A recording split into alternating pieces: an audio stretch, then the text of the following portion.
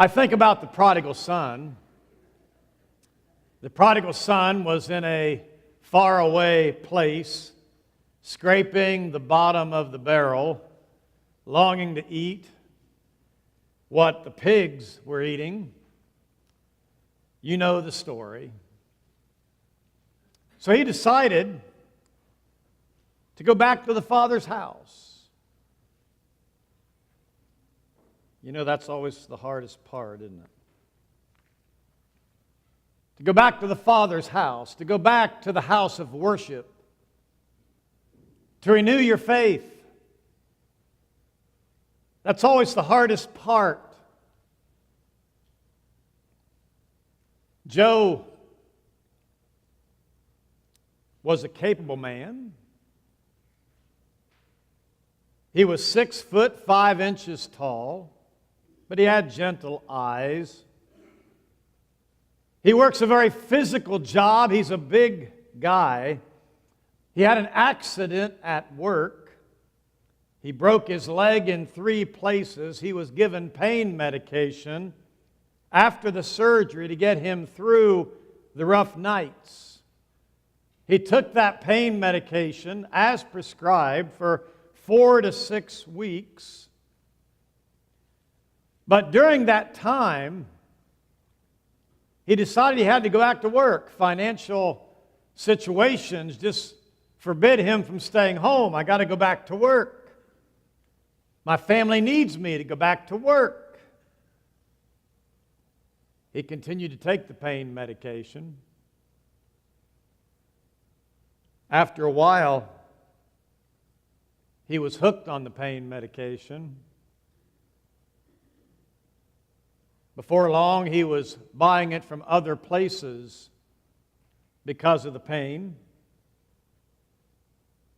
It became so expensive, he tried to get off it on his own, but there's such anxiety, there is such diarrhea and tremors and insomnia from trying to come off the medication. He went back to the dealer, is there anything cheaper? In the story, Joe pauses as I listen. He begins to wipe away the tears from his eyes. I never meant for all of this to happen. I'd never used any type of medication in my life. And here I am. This is what my life has become. I am a heroin addict.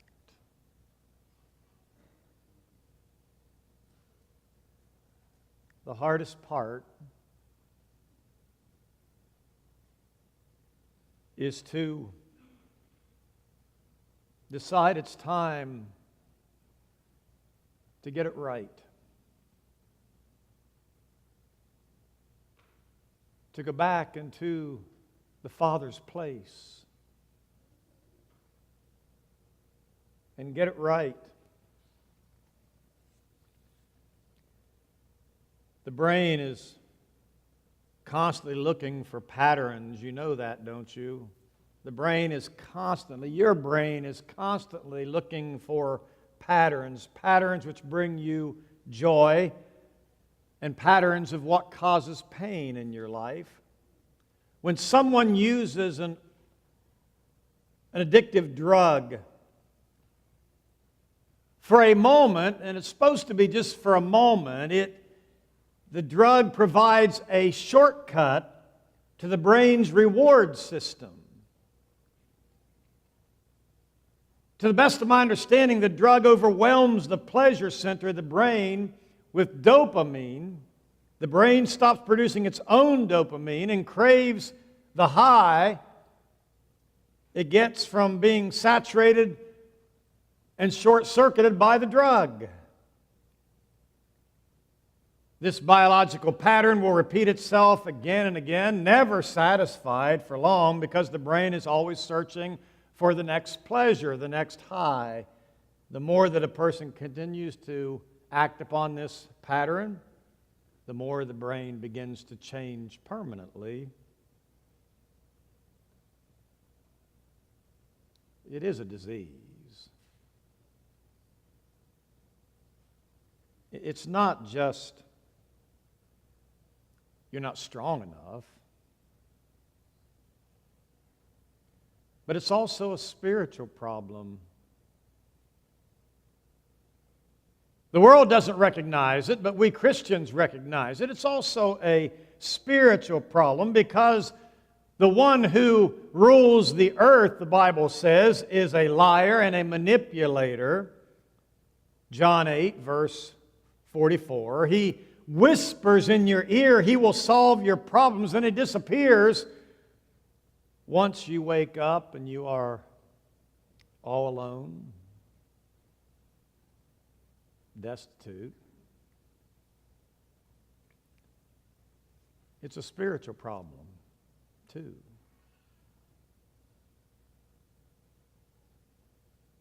And the hardest part is to say when you're in the midst of it, like the prodigal was, what am I doing here? There's a better way. There's a better place for me. Jane knew what it was like to be alone. Jane's father took off before she was born, and Jane's mother bounced from one guy to the next. True story, looking for love in all the wrong places. One day, Jane came home from school to find that her mother had left. A neighbor threatened to call child services, so Jane took off into the woods, scared to death, didn't want any part of that. She lived in the woods until she was picked up for stealing. She was placed in with her uncle. Jane's uncle forced her to help him sell drugs to make money. Eventually, she got hooked. She ran away from his home. Finally, she sought recovery. Finally, she sought to go to the right place, back to church. Her counselor once looked her in the eye and asked the question, "What brought you back?" This is what she said. Now understand this. "I don't want to die anymore." The prodigal was in the pig pen. There's got to be a better way. Got to be a better place. I don't want to die anymore. Kayla Taylor writes in her book of these problems, and she says there are solutions like seeking professional help, and she lists them off, but I don't want to share all the solutions, but I want to share the first two with you. The first one she wrote at the very top, reach out to God for help. I feel good when I'm in the house of prayer, the house of worship. Reach out to God for help. When Phyllis's withdrawal from alcohol caused her to shake so badly that she could not even hold a cup of coffee, she dropped to her knees and she prayed, "Lord, please help me." And maybe you need to drop to your knees today and say, "Lord, please help me. Satan has me by the throat. I'm tired of dying. I didn't mean to get here, but I'm here." The hardest part is deciding to make a change. Reach out to God. Phyllis reached out to the Lord, Lord, please help me. And for the last 21 years and counting, she has found her way into the family of God, into the house of prayer, the house of God, and has been drug-free for the last 21 years. Reach out to God for help through His Son, Jesus Christ, who gives you access to God. The second point that Kayla Taylor writes in her book, I'm not going to share them all, but I'll share the first two. Number one, reach out to God for help. Number two, rely on the wisdom and support of Christian friends. Rely on the wisdom and the support of Christian friends. And what do you do the moment you say to yourself, I am a heroin addict? What you do, if you haven't already, is you withdraw from the wisdom. You withdraw from the support of Christian friends. We've got to go find you. Don't walk away. Walk toward us, and we will support you, and we will help you, and we will be there as the family of God when no one else is there for you. We'll be there. Rely on the wisdom and support of Christian friends.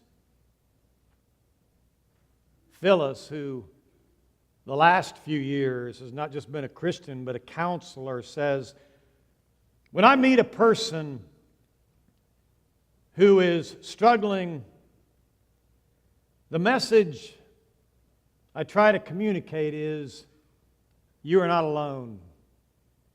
And I guess in my own way, that's what I'm trying to say to you this morning. You are not alone. You think you're alone, but you have the Lord at your side, and you have His family. You have His people at your side, at your call.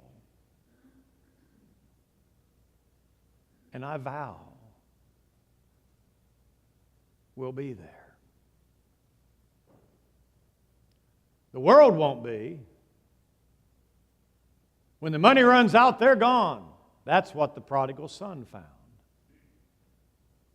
The money ran out and they were gone. But the Father's family will always be there for you.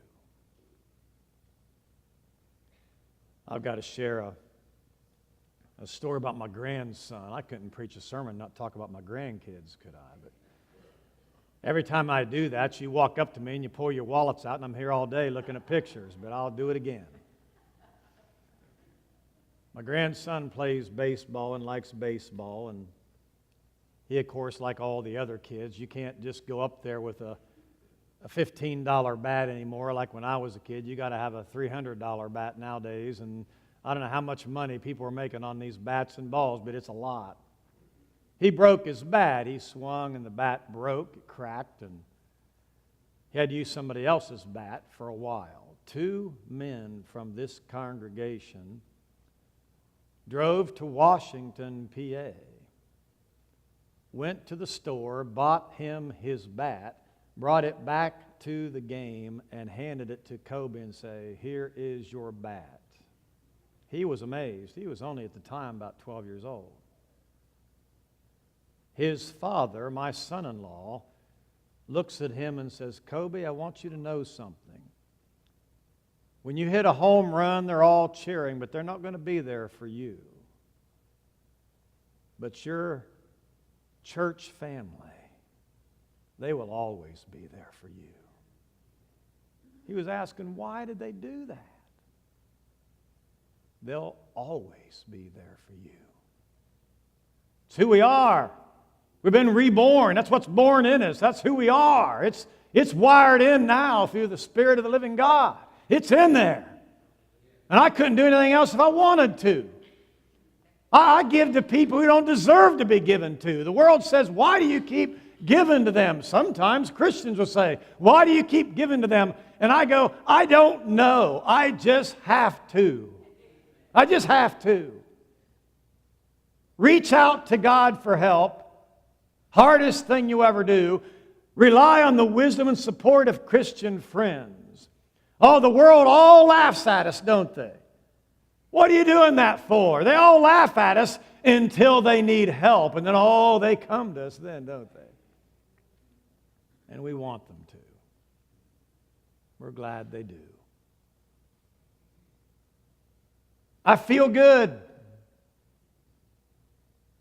when I'm thankful. I feel good when I'm ministering. I feel good when I'm part of a team, when I'm a place where I belong. I feel good when I'm in the Father's house. I feel good, don't you, when I'm in the Father's house, when I'm right here amongst God's people. I feel good, and so will you, and so will your friends who are not here. We'll make them feel right. Jesus will make them feel right. Luke 15, are you there? Luke chapter 15, page 1624 in your pew Bible. Let's read it. Beginning there in verse 14, probably the most well-known parable. After he had spent everything, there was a severe famine in that whole country, and he began to be in need. So he went and hired himself out to a citizen of that country who sent him to the field to feed pigs. He longed to fill his stomach with the pods that the pigs were eating, but no one gave him anything. When he came to his senses, he said, "How many of my father's hired men have food to spare, and here I am starving to death? I will set out and go back to my father and say to him, 'Father, I have sinned against heaven and against you. I am no longer worthy to be called your son. Make me like one of your hired men.' So he got up and went to his father. While he was still a long way off, his father saw him and was filled with compassion for him. He ran to his son, threw his arms around him, and kissed him. The son said to him, 'Father, I have sinned against heaven and against you. I'm no longer worthy to be called your son.' But the father said to his servants, 'Quick, bring the best robe and put it on him. Put a ring on his finger and sandals on his feet. Bring the fattened calf and kill it. Let's have a feast and celebrate. For this son of mine was dead and is alive again. He was lost and is found.' So they began to celebrate, and he was home." He was finally at peace. And he was home where he belonged. Talking to someone this past week who shared a conversation she had with someone else in our congregation who had gone away for a while, and my friend asked her about her coming back, and she said, "Do you know why I came back? Because this is home. This is home." And this young man who had squandered everything and spent everything, including the inheritance that his father gave him, just squandered it all. And so many people do. But he came back to the Father's house. I feel good when I'm in the Father's house. And there was rejoicing, and there was celebration, and he was home. And there'll be rejoicing and celebration when that one comes home. Leaves drug addiction, leaves the alcohol behind, leaves a life of scars behind. There'll be rejoicing in the church.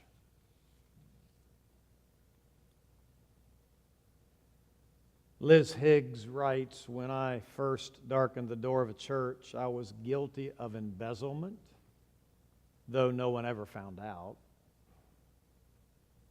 And I was promiscuous, though I never was paid for my services. Still, I was definitely a crook and a harlot, convinced that if anyone in the church discovered the truth, they would usher me out the door in a hurry. Instead, they made me feel at home. They made me feel at home. That they smiled and they shook my hand, invited me to Wednesday night supper, encouraged me to join the choir. Whatever they observed about me, they were willing to overlook it. However unlawful or disgraceful my actions, these Christians wanted me to experience God's forgiveness. Their unconditional love gave me a glimpse of His unconditional love. My mind was truly blown. Jesus says, "Come, come, all ye that are sinners." Sinners, come.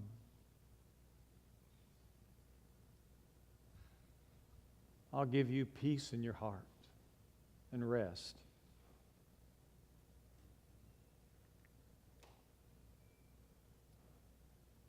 I am a sinner.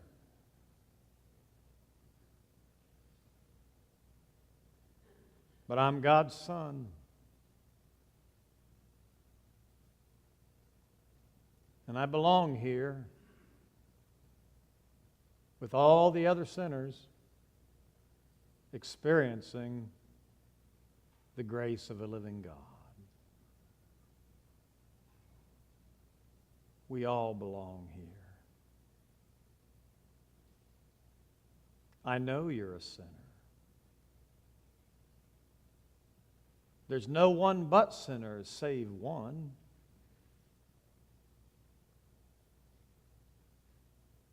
We're all here rejoicing and celebrating that we have come home and God has been gracious. And as we come to Jesus, repenting of our sins, and as we're buried with Him in Christian baptism and rise to walk in that new life, we just lift our hands to our Father and say, "Thank you for bringing me home again." And we all stand equal at the foot of the cross. It's for everyone.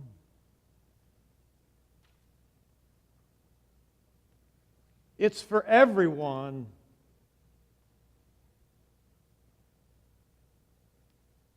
It was in between services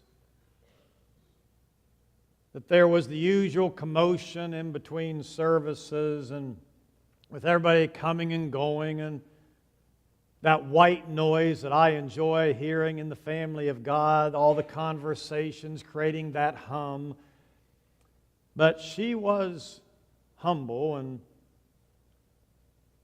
kind of diminutive in stature. But her body language made it even worse. She was working to even make herself smaller than she really was in an effort to reach the point of near invisibility. I just don't want to even be seen. I caught up with her before she was able to escape through the exit doors.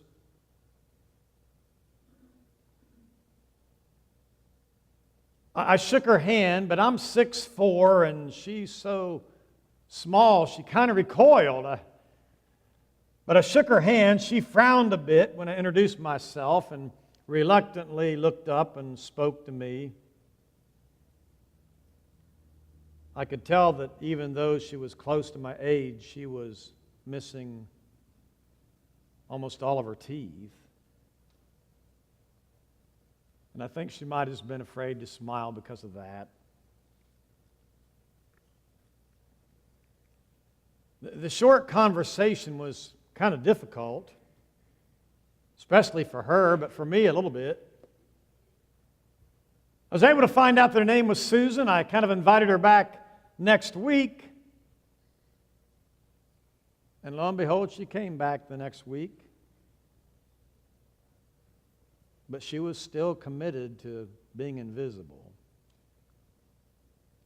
I did introduce her to a couple who were very gifted in conversation and make great first impressions and last impressions. A fragile relationship began, but over the course of the next few weeks, Susan decided to start sharing some of her story to her two new friends.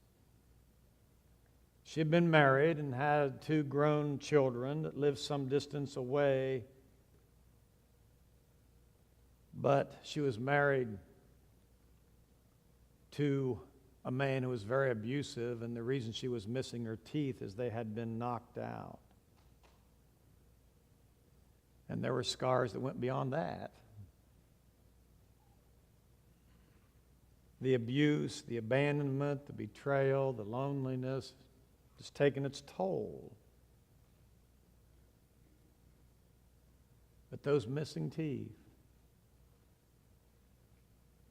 I think she's kind of a vivid picture of what Satan wants to do with a person. Kind of just use them up, be done with them. And that was Susan. The kind of damage that she had experienced was hard to heal from. But she did keep coming to church for a long time. Jim had a prayer group, her new friend. All he knew to do was to pray for her. So he said, pray for this anonymous woman who's been coming to church, and her husband has knocked her teeth out. She hardly ever smiles. And the men of the church, you know what they did. They do the same thing here. Since it was a man who destroyed her confidence in men, maybe we should, as men, do what we can to restore the confidence. And they began to raise the money for dental work. Before long, she had all new teeth.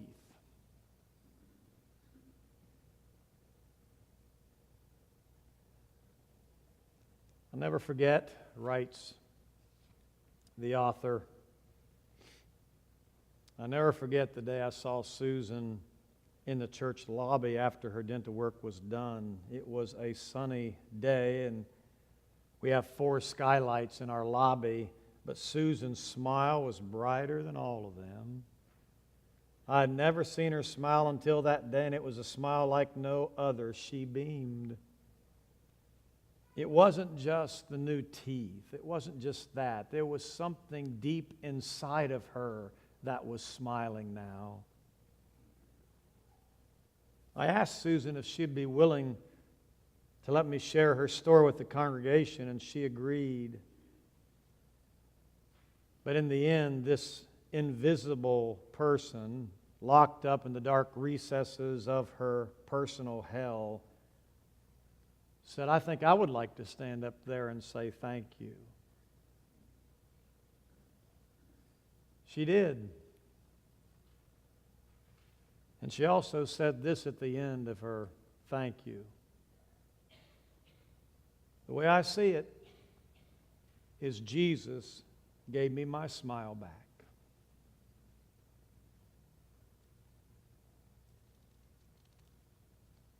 The hardest part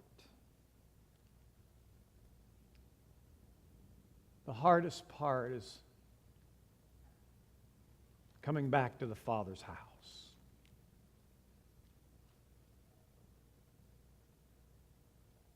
It's for everyone.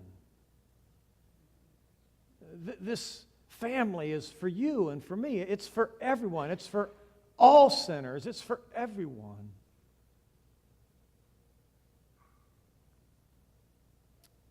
In Exodus chapter 2, verse 14,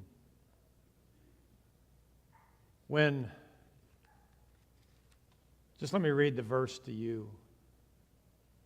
When Pharaoh heard of this, he tried to kill Moses, but Moses fled from Pharaoh and went to live in Midian, where he sat down by a well. Now, that doesn't sound like a big-time verse, does it? I mean, that's not John 3:16 or anything. It's not Acts 2:38 or anything. Let me read it again. Pharaoh heard of this. He tried to kill Moses, but Moses fled from Pharaoh and went to live in Midian, where he sat down by a well. You know what happened to Moses. He murdered someone. But they're out there by themselves, and he was amongst the family of God, and somebody snitched on him. Who snitched on me? But Pharaoh found out about it, so he fled from the country that he knew. And at this point in the Bible, in Midian, he's sitting down by a well. What do I do next? What do I do next? And that's where some of you are right now. I feel good when I'm thankful, and I feel good when I'm ministering, and I feel good when I'm part of a team. I love this team here. I feel good when I'm right here in the Father's house.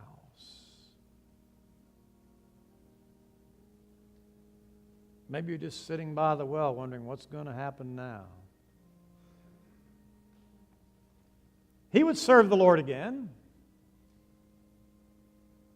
and so will you. Time went by, a lot of time.